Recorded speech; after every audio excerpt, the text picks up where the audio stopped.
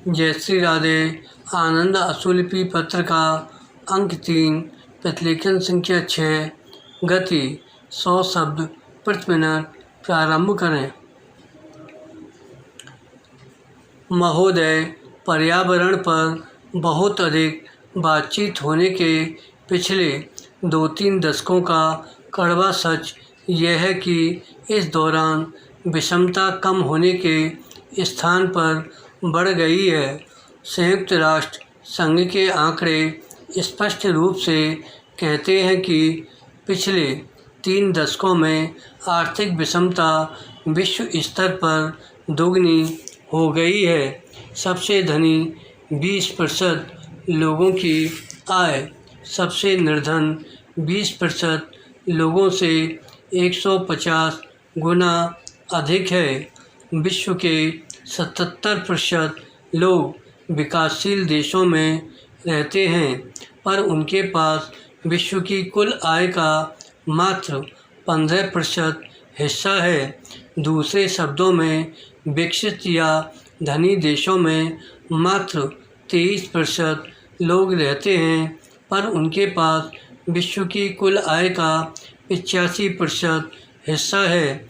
यह तो रही अंतर्राष्ट्रीय स्तर पर विषमता की बात। इसके अतिरिक्त राष्ट्रीय स्तर पर भी अनेक देशों में बहुत अधिक आर्थिक विषमताएं हैं। निर्धन देशों में भी ऐसी स्थिति काफ़ी सामान्य है कि ऊपर के 20% लोगों के हाथ में राष्ट्र की 60% आय होती है। पैरा। दूसरी ओर ऐसे लोगों की संख्या आज भी बहुत अधिक है जो सबसे बुनियादी आवश्यकताओं से वंचित हैं और घोर निर्धनता में रहने को विवश हैं। न्याय की मांग है कि भविष्य में सबसे अधिक ध्यान उनकी आवश्यकताओं को पूरा करने पर दिया जाए।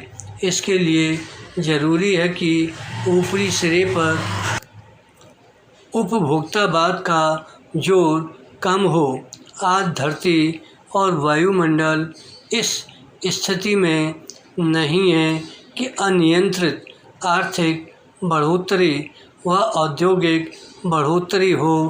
प्रकृति के साथ अन्याय किए बिना लोगों की आवश्यकताएं पूरी करनी हैं, तो इसके लिए यह बहुत ज़रूरी है कि ऊपरी सिरे पर लालच और भोग विलास का जोर कम किया जाए।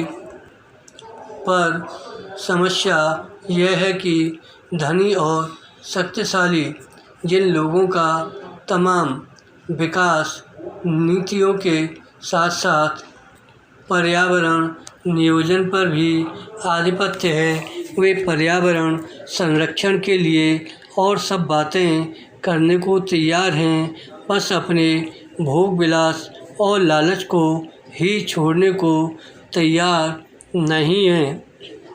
चाहे वह विश्व बैंक, अंतर्राष्ट्रीय मुद्रा कोष की नीतियां हों या विश्व व्यापार संगठन वार्ता के दौरान हुई खींचातानी या संयुक्त राष्ट्र अमेरिका जैसे शक्तिशाली देशों द्वारा निर्धन देशों पर डाला गया दबाव।